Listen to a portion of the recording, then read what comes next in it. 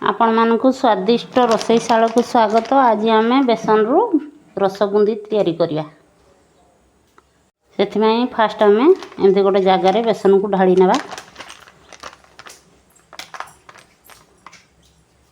एतिकी बेसन नहीं 4-5 पिंच हम खाइबा सोडा ताकू बेसन में मिसई नवा।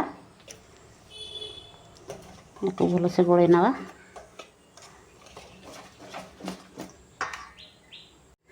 एना आम बेसन रे अल्प अल्प करके पानी देकी एमती गोले नवा।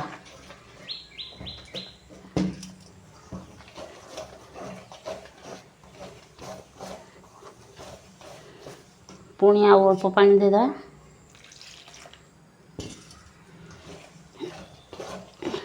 एमती सब अल्प अल्प पानी देकी एमती फेंटिबा। आम गोटे डायरेक्शन रे फेंटिबा। पुणी आउ अल्प पानी देकी पुणी से गोटे डायरेक्शन रे आम फेंटी नवा। एमती फेंटी नवा मिसे नवा। एमती करके आम 10 मिनिट पर्यंत फेंटी नवा।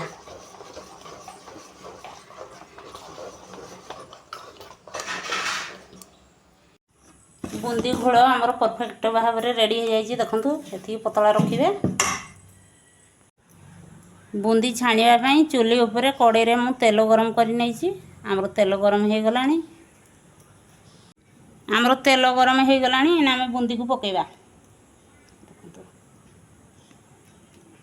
एमती गोटे जगार देदेबा।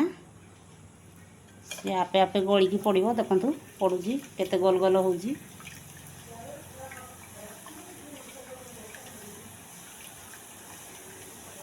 एमती आपे ही पड़ा को देवा।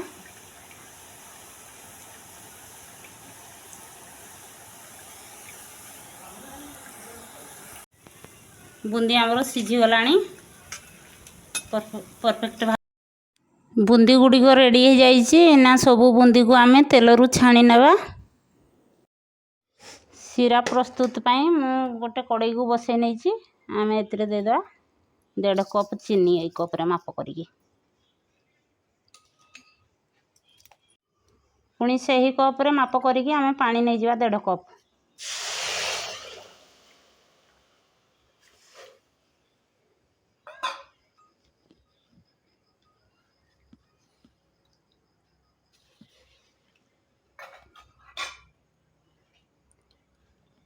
गुजराती को आम छेचिकी रखी से पकईदवा।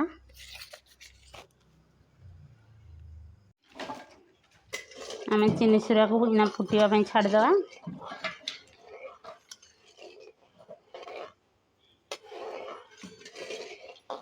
चीनी मेल्ट हवा पर्यंत फुटा देवा। सिरा आमर भल से फुटी गला। सिरा को तार आसवा पर्यंत रखानी। खाली महू परिका हाथ को टिके चिपचिपा लगिले ओल्है नवा। देखो एमती टिके अठाड़िया लगिले सिरा को ओल्है नवा। आमर सिरा हो जाइए। एना कड़ई को ओल्है नवा। यही समय आम टिके लेंबू रस चिपुड़ी पकईदवा। सिराटा सेट न होगापाई धला धला हो बुंदी उपरे बसी जाए कि सेमती हेनी। एमती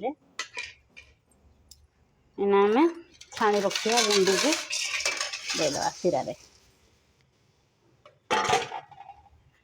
या भल से मिसे नवा।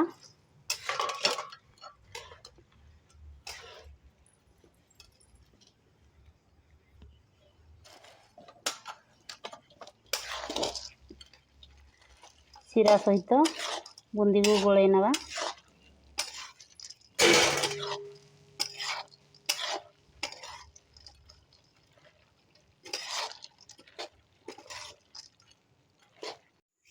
देखंतु आमर सिरा रे पड़ला परे बुंदीटा केते जूसी देखा जाउजी।